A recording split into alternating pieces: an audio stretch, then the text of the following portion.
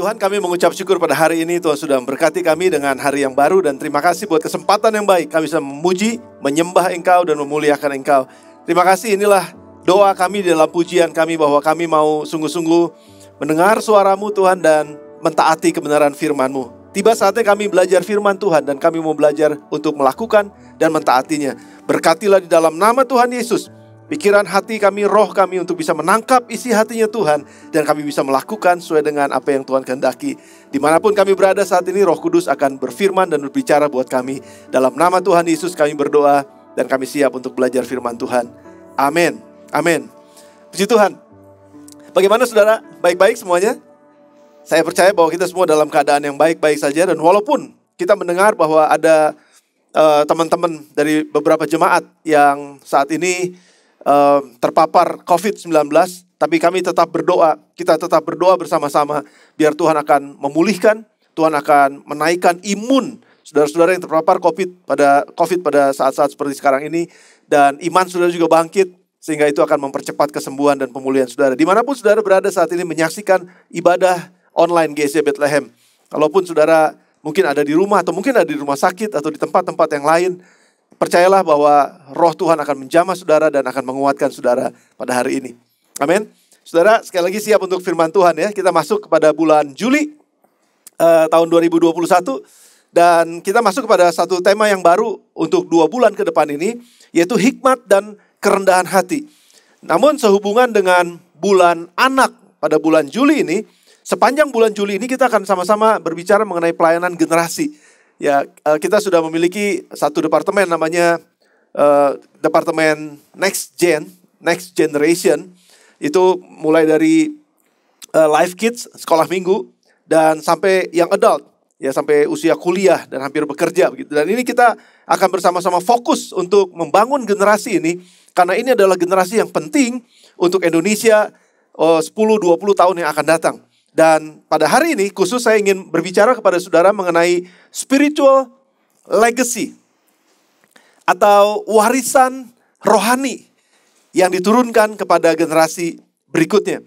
Nah saudara, saya ingin mulai dengan sebuah statistik dari BRC, Bilangan Research Center. Satu badan research yang kita bisa percaya, kredibilitasnya baik sekali. Dan mereka mengeluarkan satu hasil research saudara, dengan pertanyaan yang cukup menarik. Sosok yang paling berjasa untuk menuntun anak-anak kepada Yesus itu siapa? Ya, dari 4.000 sekian mereka survei, jawabannya adalah, saudara perhatikan, sosok paling berjasa menuntun anak-anak muda, generasi muda kepada Tuhan Yesus itu adalah orang tua. 73,1%. Lalu pendeta cuma 10,6%, lebih kecil. Dan sisanya dari lain-lain, ya sangat kecil nilainya. Tetapi yang paling besar nilainya adalah orang tua, saudara. Rupanya orang tua ini memiliki peran yang sangat penting untuk menolong anak-anaknya mengenal Yesus. Membawa iman anak-anak itu percaya kepada Tuhan Yesus. Menuntun kerohanian mereka kepada Yesus. Orang tua, saudara, 73,1%. Namun pada kenyataannya, ternyata, saudara, hanya 23% orang tua yang dianggap baik dalam membimbing spiritualitas anak selanjutnya. Jadi dari sekian banyak, 73% mengatakan bahwa orang tua itu punya peranan penting, jasa yang sangat besar untuk membawa anak-anak percaya kepada Tuhan, hidup dalam iman mereka yang benar.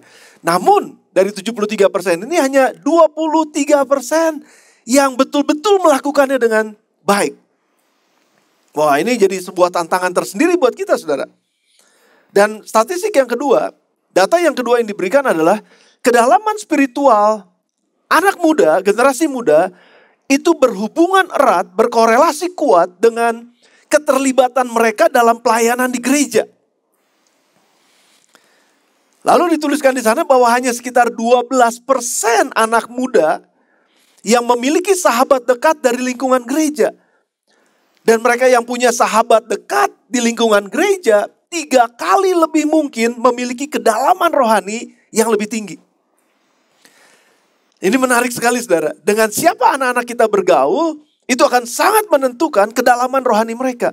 Dan pada kenyataannya di dalam masyarakat di Indonesia ini, khususnya masyarakat Kristen, ya, golongan-golongan Kristen, hanya 12% anak muda yang memiliki sahabat di lingkungan gereja.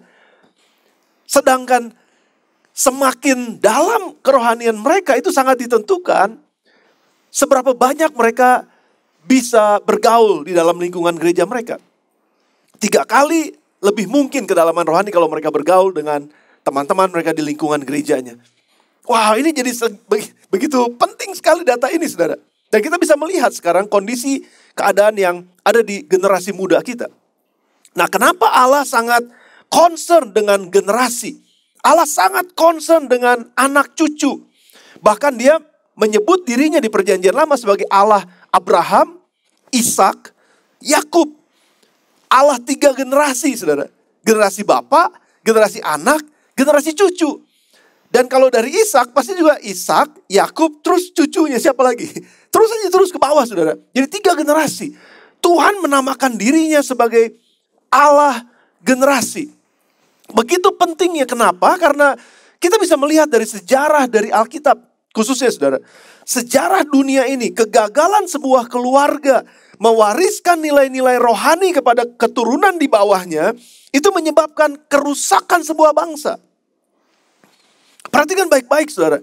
Sangat penting menurunkan atau mewariskan nilai-nilai rohani kepada generasi di bawah kita. Karena daripadanya lah tergantung bagaimana bangsa kita akan bertahan atau tidak. Bagaimana sebuah bangsa akan kuat atau tidak. Tergantung dari pelajaran atau warisan rohani yang diturunkan dari satu generasi kepada generasi selanjutnya. Kita tahu bahwa Adam dan Hawa menjadi satu generasi awal. Sekali ini saudara, Adam dan Hawa menjadi satu generasi awal yang menurunkan generasi pembunuh pertama. Kita tahu bahwa anak Adam dan Hawa, Kain dan Habel. Kain membunuh adiknya Habel. Itu pembunuhan pertama di dalam dunia ini. Kegagalan sebuah bangsa ditentukan oleh kegagalan memuridkan sebuah keturunan. Watch this out, saudara. Hati-hati dengan ini. Bagaimana dengan bangsa Israel? Alkitab mencatat dengan sangat jelas. Hakim-Hakim pasal yang kedua, ayat yang ke-7 sampai dengan ayat yang ke-12. Mari kita baca ayat ini perlahan-lahan. Saya ingin baca ini buat saudara dan perhatikan. Dan bangsa itu beribadah kepada Tuhan sepanjang zaman Yosua. Dan sepanjang zaman para tua-tua yang hidup lebih lama daripada Yosua. Dan yang telah melihat segenap perbuatan yang besar yang dilakukan Tuhan bagi orang Israel. Dan Yosua bin Nun hamba Tuhan itu mati pada umur 110 tahun. Setelah seluruh angkatan itu dikumpulkan kepada nenek moyangnya, bangkitlah sesudah mereka itu angkatan yang lain yang tidak mengenal Tuhan ataupun perbuatan yang dilakukannya bagi orang Israel. Lalu orang Israel melakukan apa yang jahat di mata Tuhan dan mereka beribadah kepada para Baal. Mereka meninggalkan Tuhan Allah nenek moyang mereka yang telah membawa mereka keluar dari tanah Mesir. Lalu mengikuti Allah lain dari antara Allah bangsa-bangsa di sekeliling mereka. Dan sujud menyembah kepadanya sehingga mereka menyakiti hati Tuhan. Sudah perhatikan baik-baik. Pada zaman Yosua berperang untuk merebut tanah perjanjian.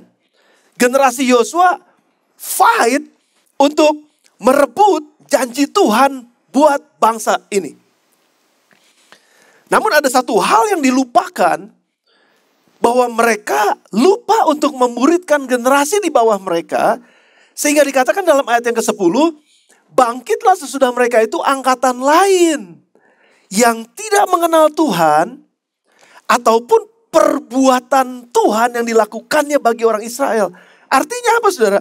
Kenapa keturunannya tidak mengenal Tuhan? Kenapa mereka tidak mengenal perbuatan yang dilakukan Tuhan terhadap bangsa Israel yang begitu besar? Mereka gak kenal. Angkatan berikutnya loh, saudara.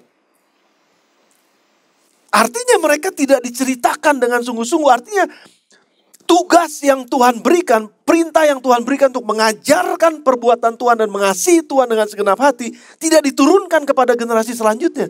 Dan itu menyebabkan apa? Kehancuran bangsa Israel. Perpecahan bangsa Israel terjadi. Kerusakan moral di dalam bangsa Israel. Karena generasi berikutnya tidak mengenal Tuhan seperti generasi sebelumnya. Generasi berikutnya tidak mengalami Tuhan seperti generasi sebelumnya. Generasi berikutnya tidak melihat perbuatan-perbuatan Tuhan seperti generasi sebelumnya. Dan ini yang terjadi, saudara. Yosua sibuk perang. Yosua mewariskan tanah perjanjian kepada keturunannya, tapi bukan Tuhan. Perhatikan ini baik-baik, saudara. Bagaimana dengan 1 Samuel pasal yang pertama ayat yang ketiga? Orang itu dari tahun ke tahun pergi meninggalkan kotanya untuk sujud menyembah dan mempersembahkan korban kepada Tuhan semesta alam di Silo. Di sana yang menjadi imam Tuhan ialah kedua anak Eli, yaitu Hofni dan Pinehas. Ini cerita mengenai kelahirannya Samuel, nabi besar Israel. Nah, kedua orang tua Samuel ini selalu pergi setiap tahun ke Silo untuk mempersembahkan korban kepada Tuhan.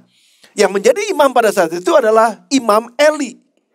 Kalau nanti baca ceritanya dalam 1 Samuel, Imam Eli ini punya anak Hofni dan Pinehas.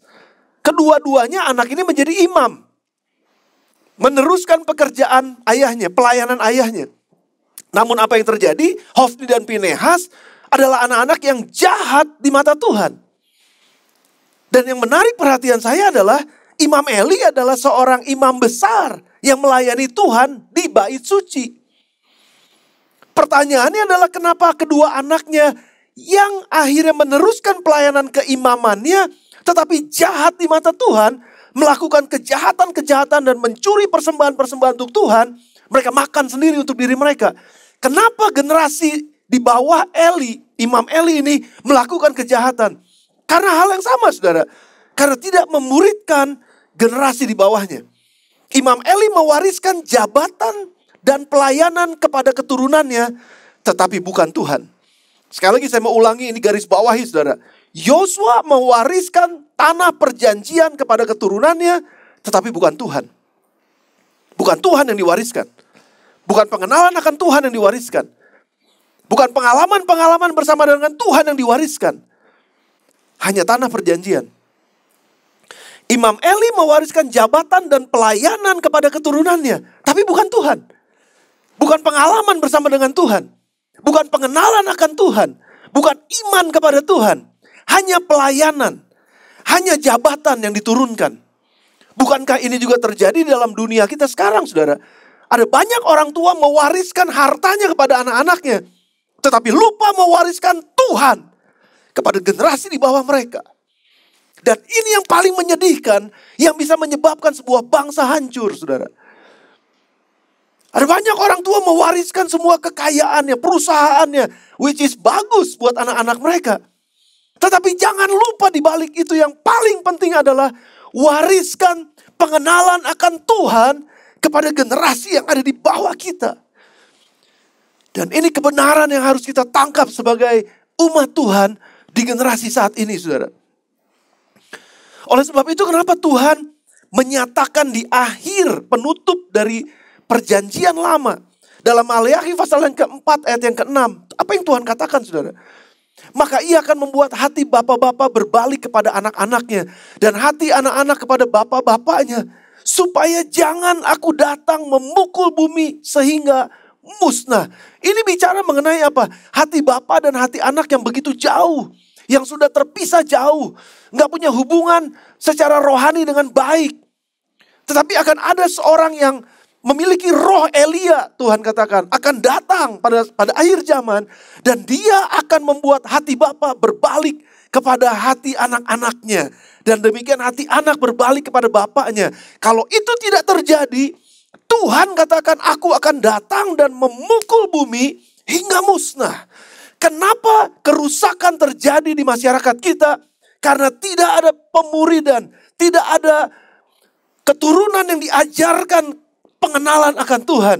Tidak ada roh, hal-hal yang rohani yang dicurahkan atau yang diturunkan kepada generasi di bawahnya. Generasi yang mengalami Tuhan, hanya mengalami Tuhan untuk generasinya saja. Tapi tidak mewariskan pengalaman rohani kepada generasi yang ada di bawahnya. Dan itu yang menyebabkan apa? Tuhan memukul bumi hingga musnah. Kejadian-kejadian yang gak masuk di akal terjadi dalam generasi kita. Bagaimana generasi-generasi yang ada di bawah merusak kehidupan mereka sedemikian rupa, merusak alam sedemikian rupa, merusak tatanan masyarakat sedemikian rupa, karena tidak ada roh pengenalan akan Tuhan yang diwariskan kepada generasi yang di bawahnya. Saudara, jangan sampai kita menjadi gereja yang hanya menikmati Tuhan untuk generasi saya sendiri, untuk generasi kita semua, tapi lupa untuk generasi yang akan datang, lupa untuk generasi yang ada di bawah kita. Mereka membutuhkan iman itu diturunkan kepada mereka, dan itu adalah pemuridan di dalam keluarga. Jangan sampai Tuhan datang dan memukul bumi sehingga musnah, saudara. Harus ada pelayanan, pemuridan kepada generasi ini. Biar Tuhan taruh hati ini buat saudara dan saya. Buat kita sebagai gereja Tuhan di generasi ini. Karena ada generasi anak-anak kita yang akan memimpin di generasi yang akan datang. Tanpa mereka diwarisi pengenalan akan Tuhan, iman kepada Tuhan, mereka gak punya pengalaman yang cukup untuk mereka jadi pemimpin di masa yang akan datang. Mereka gak punya pengenalan akan Tuhan yang cukup untuk mereka bisa memimpin di masa yang akan datang. Ini adalah tanggung jawab kita saat ini, saudara. Oleh sebab itu kenapa Tuhan memerintahkan orang tua untuk mengajar dan mendidik anak-anak mereka. Ulangan pasal yang ke-6. Kalau saudara baca, saya akan bacakan buat saudara. Ayat yang pertama sampai dengan ayat yang ke-9. Inilah perintah, yakni ketetapan dan peraturan yang aku ajarkan kepadamu atas perintah Tuhan Allahmu, untuk dilakukan di negeri kemana kamu pergi untuk mendudukinya. Supaya seumur hidupmu, engkau, bukan cuma sekedar engkau, tapi anakmu, bukan cuma sekedar sampai anakmu, sampai cucumu, engkau dan anak cucumu, takut akan Tuhan Allahmu, dan berpegang pada segala ketetapan dan perintahnya yang kusampaikan kepadamu, dan supaya lanjut umurmu. Maka dengarlah hai orang Israel, lakukanlah itu dengan setia, supaya baik keadaanmu, dan supaya engkau menjadi sangat banyak seperti yang dijanjikan Tuhan Allah nenek moyangmu kepadamu di suatu negeri yang berlimpah-limpah susu dan madunya. Dengarlah hai orang Israel, Tuhan itu Allah kita, Tuhan itu Esa. Kasihilah Tuhan Allahmu dengan segenap hatimu dan dengan segenap jiwamu dan dengan segenap kekuatanmu. Ini yang harus kita turunkan kepada anak cucu kita. Kasihilah Tuhan Allahmu dengan segenap hatimu dan dengan segenap jiwamu dan dengan segenap kekuatanmu. Apa yang kuperintahkan padamu pada hari ini haruslah kau perhatikan. Haruslah engkau mengajarkannya berulang-ulang. Jangan cuma sekali-sekali, tapi berulang-ulang kepada anak-anakmu. Dan membicarakannya apabila engkau duduk di rumahmu, apabila engkau sedang dalam perjalanan, apabila engkau berbaring, dan apabila engkau bangun. Haruslah juga engkau mengikatkannya sebagai tanda pada tanganmu, dan haruslah itu menjadi lambang di dahimu. Dan haruslah engkau menuliskannya pada tiang pintu rumahmu dan pada pintu gerbangmu. Dengan kata lain Tuhan lagi katakan begini, jadikan cinta akan Tuhan dengan segenap hati, dengan segenap jiwa, dengan segenap kekuatan. Jadikan cinta akan Tuhan ini menjadi budaya di dalam rumahmu. Menjadi budaya di dalam keluargamu. Semua perintah Tuhan yang disebut dengan nilai-nilai kerajaan sorga, jadikan itu budayamu. Apa sih budaya, saudara? Budaya itu adalah pola atau cara hidup yang terus berkembang dan diturunkan pada generasi yang berikutnya. Kebiasaan-kebiasaan yang menjadi identitas kita, itu budaya, saudara. Orang dikenal dari identitasnya kan? Dari apa? Gaya hidupnya. Orang dikenal dari cara hidupnya, dari cara bicaranya. Orang dikenal. Dan itulah budayanya. Nah, contoh budaya yang paling sederhana mungkin, saudara, kalau di rumah kita bisa tahu. Di rumah masing-masing kita semua punya budaya masing-masing. Kalau di rumah kami punya budaya. Ada sendal rumah, ada sendal luar rumah. Jadi sendal luar rumah gak boleh masuk ke rumah. Tapi di rumah setiap orang harus pakai sendal. Ada sendal rumah namanya. Itu kebiasaan kami, itu kebudayaan kami. Mungkin berbeda dengan yang lain. Kalau kami punya baju rumah, punya baju luar rumah. Jadi yang baju rumah ya dipakai di rumah. Kalau dari luar rumah harus ganti pakai baju rumah. Ya keluar rumah jangan pakai baju tidur, jangan pakai baju rumah. Itu jadi kebiasaan aja saudara. Dan itu sangat simpel ya. Itu contoh yang sangat simpel. Namun kalau kita mau lebih dalam lagi saudara. Bagaimana dengan budaya jujur? Hidup jujur, berkata jujur, berpikir jujur. Apa adanya. Nggak berbelat-belit. Itu budaya saudara yang dibangun. Ya, jangan jadi orang yang tricky. Itu budaya saudara. Ya kita polos apa adanya. Bagaimana dengan sikap hormat? Hormat kepada Tuhan, hormat kepada orang tua, hormat kepada guru, hormat kepada pimpinan dimanapun kita berada. Itu adalah budaya yang dibangun, nilai-nilai yang menjadi pola hidup atau cara hidup yang menjadi kebiasaan dan itu diturunkan kepada generasi selanjutnya. Bagaimana dengan budaya bersih? Budaya yang kita nggak boleh buang sampah sembarangan loh ya. Ada tempat sampahnya. Di kamar ada tempat sampah, buat tempat sampah bersih gitu istilahnya. Di dapur ada tempat sampah bersih, ada tempat sampah kotor. Ya kan? Kalau habis makan, kita mesti bersih, langsung cuci piring, jangan ditumpuk sampai minggu depan. Ya kalau ada baju kotor hari ini ya jangan ditumpuk sampai dengan 2 bulan kemudian baru dicuci, ya kan? Ini kan adalah budaya yang dibangun, saudara. Mungkin ada budaya-budaya lain yang masing-masing rumah berbeda, tetapi pada prinsipnya adalah ada budaya yang harus menjadi pola hidup kita dan itu diturunkan terus kepada generasi berikutnya. Bagaimana dengan budaya terlambat? Itu bukan budaya yang baik tentu saja. Budaya tepat waktu. Kalau orang udah kebiasaan terlambat, kerjaan tugas apa aja kumpulin terlambat. Itu dari sekolah tuh, udah kelihatan tuh. Siapa yang selalu terlambat beresin tugas, siapa yang selalu terlambat datang sekolah, siapa yang selalu terlambat masuk ke Zoom. Kalau sekarang sekolahnya masuknya ke Zoom atau masuk ke Google Meet. Ya siapa yang selalu terlambat, itu ketahuan, itu budaya saudara. Nah budaya apa yang kita bangun di rumah kita, itu seharusnya adalah budaya kerajaan sorga, budaya dari firman Tuhan. Takut akan Tuhan, mencintai Tuhan dengan segenap hati, segenap jiwa, dan segenap kekuatan kita. Dan itu adalah budaya yang harus dibangun dan diturunkan kepada generasi berikutnya. Tapi sekali lagi itu semua harus dimulai dari orang tua. Anak menduplikasi orang tua. Budaya baik atau budaya buruk, itu lahir dari orang tuanya. Bagaimana orang tuanya hidup. Nah ada satu film atau ada satu cuplikan saudara di anak-anak Jepang. Ya, saya mau tayangkan ini buat saudara. Ada satu pelajaran yang sangat bagus. Kenapa anak-anak Jepang begitu spesial? Karena mereka dari sejak kecil, dari usia mulai sekolah bahkan saudara, masuk sekolah, itu sudah diajarkan budaya untuk menghormati orang di sekelilingnya. Saudara bisa perhatikan ini baik-baik. Bagaimana sejak anak-anak mereka diajar untuk bisa bersikap hormat, berterima kasih kepada orang tua, berterima kasih kepada siapapun waktu mereka menerima kebaikan dari orang lain. Dan budaya itu terus hidup dibangun mulai dari sekolah. Mari saudara coba perhatikan tayangan yang berikut ini. This car stops for kids who want to cross the street and as a way of saying thank you, watch what they do next. This is what you call respect. First of all, while most schools teach only academic knowledge, in Japan, children are being also taught good manners. And it starts before they independent and have sense of responsibility by letting them go to their schools on their own every single day, no matter the age. I'm not kidding.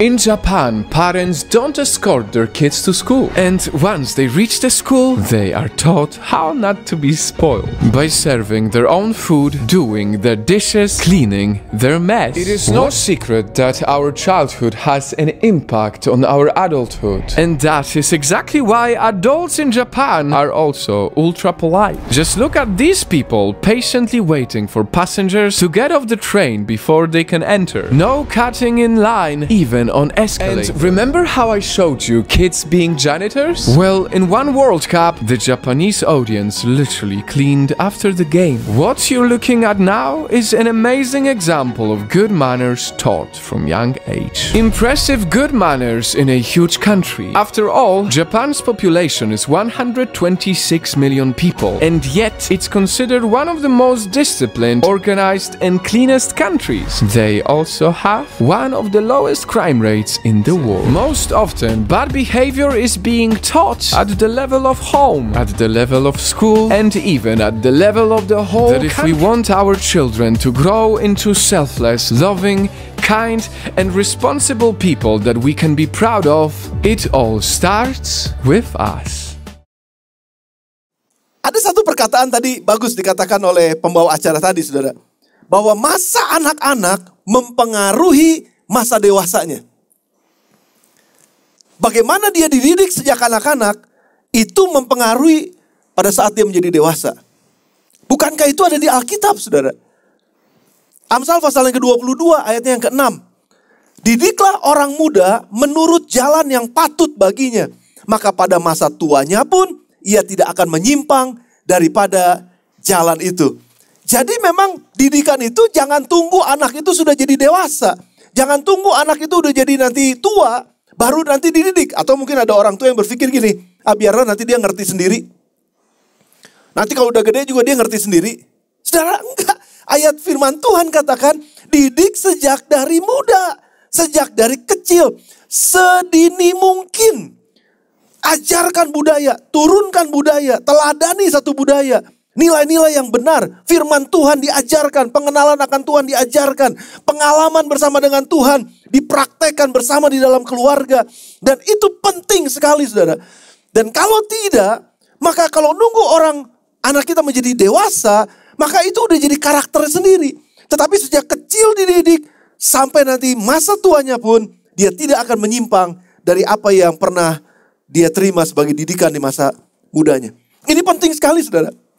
Saya berterima kasih kepada, sekali lagi mengucap syukur ya, sekaligus berterima kasih melihat tayangan beberapa minggu yang lalu dari Life Kit di Hari Ayah.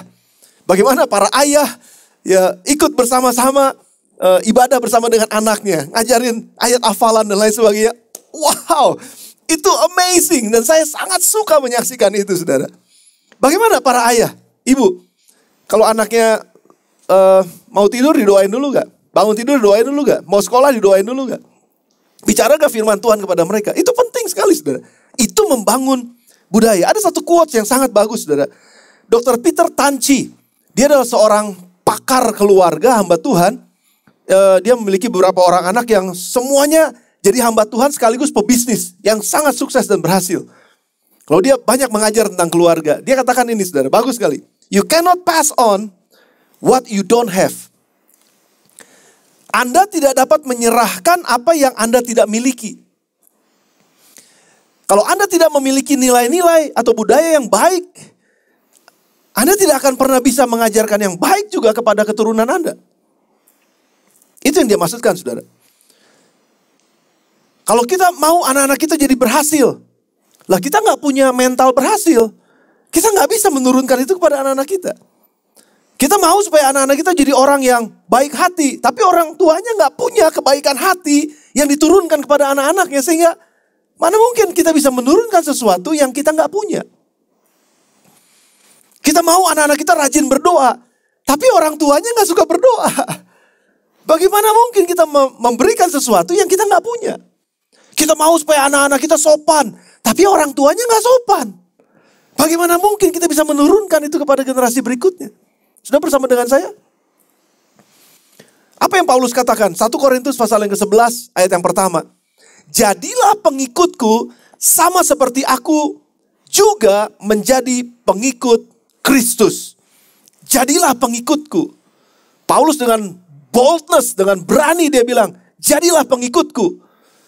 Sama seperti aku juga menjadi pengikutnya Kristus. Wow. What a challenge, saudara. Tantangan yang sangat luar biasa. Saya selalu menantang diri saya. Berani gak saya bilang sama istri dan anak-anak saya, ikutin papa. Seperti papa ikutin Yesus. Saudara, para orang tua khususnya, saya ingin bicara buat saudara pagi ini. Apakah kita berani untuk mengikut Yesus menjadi murid Kristus yang dimuridkan, yang belajar firman Tuhan, melakukan firman Tuhan, mengenal Tuhan dan mengalami pengalaman bersama dengan Tuhan setiap hari, mungkin setiap saat.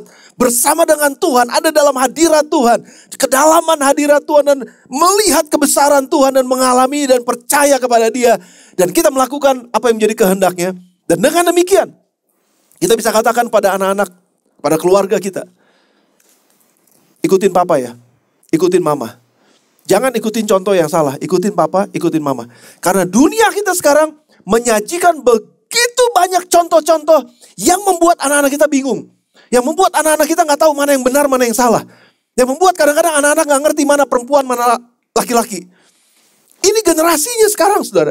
Tetapi kalau kita orang tua punya pengenalan akan Tuhan, mengerti firman Tuhan, berakar kuat di dalam firman Tuhan, maka saudara kita bisa mengatakan seperti Paulus katakan, kalian ikuti contoh papa, kalian ikuti contoh mama, kalian ikuti contoh orang tua kalian. Seperti kami juga mengikuti keteladanan Kristus. Dan disitulah pemuridan terjadi. Disitulah warisan rohani itu akan diturunkan, saudara. Saya mengatakan kepada anak-anak, papa mama nggak bisa mungkin mewariskan harta yang banyak pada kalian. Tapi yang papa mama bisa lakukan adalah papa dan mama mewariskan iman papa dan mama kepada Yesus Kristus untuk kalian.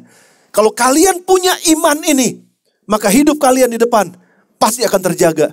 Hidup kalian di depan pasti akan diberkati. Nggak perlu pikir-pikir berapa banyak yang saya harus terima dari orang tua saya secara materi. Nggak perlu pikirkan itu. Karena materi akan mengikuti mereka yang melakukan firman Tuhan. Dan bagaimana mungkin keturunan kita bisa melakukan firman Tuhan kalau tidak ada yang mencontohkannya. Sekali lagi, saya balik kepada statistik yang di awal, saudara. Hamba Tuhan, pendeta, hanya 10% pengaruhnya untuk membawa anak-anak iman mereka kepada Yesus. Tapi orang tua 73%, 73,1%. Jadi orang tua punya peranan yang sangat penting untuk membawa anak-anak mengenal Yesus dan mengalami Yesus dalam hidup mereka sejak saat ini. Dan kalau mereka punya Yesus dan mengalami Yesus bersama dengan semua firman dan kebenarannya dalam masa muda mereka, maka pada masa tuanya mereka, hidup mereka aman. Hidup mereka aman. Dalam nama Yesus, hidup mereka aman. Nah, saya mau tutup dengan ini, saudara. Sebagai tantangan. Teladan hidup apa yang saya sebagai orang tua dapat berikan dan turunkan kepada anak-anak saya? Tanyakan ini kepada diri saudara dan saya. Teladan hidup apa yang saya sebagai orang tua dapat berikan dan turunkan kepada anak-anak saya? Yang kedua, apakah saya sudah menjadi mentor yang baik dan benar untuk anak-anak saya? Jangan sampai kita bisa menjadi mentor buat orang lain, tapi kita gak bisa jadi mentor buat anak-anak kita sendiri. Nah, saudara, saya mau encourage saudara di akhir dari khotbah ini. GSJ Bethlehem, kami sepakat untuk fokus kepada pelayanan next gen.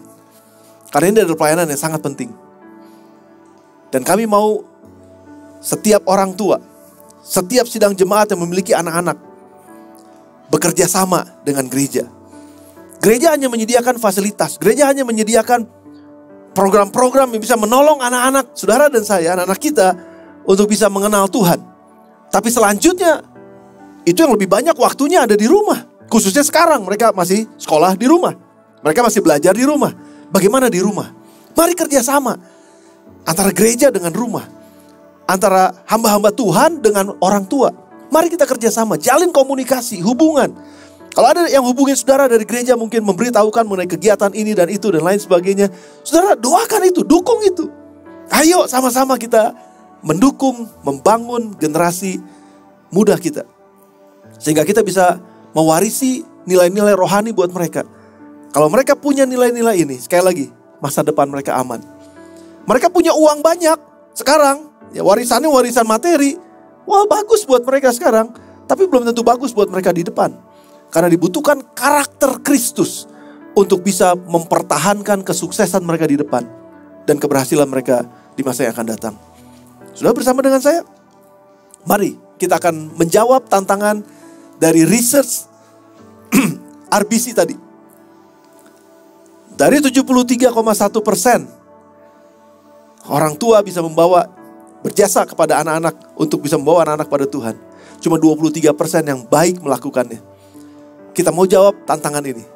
Jadikan 100% orang tua menjadi orang tua yang berjasa membawa anak-anak kepada Tuhan dan iman kepada Tuhan. Tundukkan kepala saudara sebentar dan saya mau berdoa buat saudara. Bapak, terima kasih sekali lagi buat kebenaran firman-Mu. Aku berdoa Tuhan, Biar setiap orang tua yang mendengar firman ini, kami semua belajar bersama-sama dari firman-Mu. Dan kami bisa melakukannya. Tolong kami menjadi orang tua yang baik. Tolong kami menjadi orang tua yang memperkenalkan iman kepada Yesus Kristus kepada keturunan kami. Dan kuatkan kami semua di dalam nama Tuhan Yesus. Biar firman ini sekali lagi akan menolong kami untuk menjadi orang tua yang lebih baik dan bijaksana. Terima kasih Tuhan.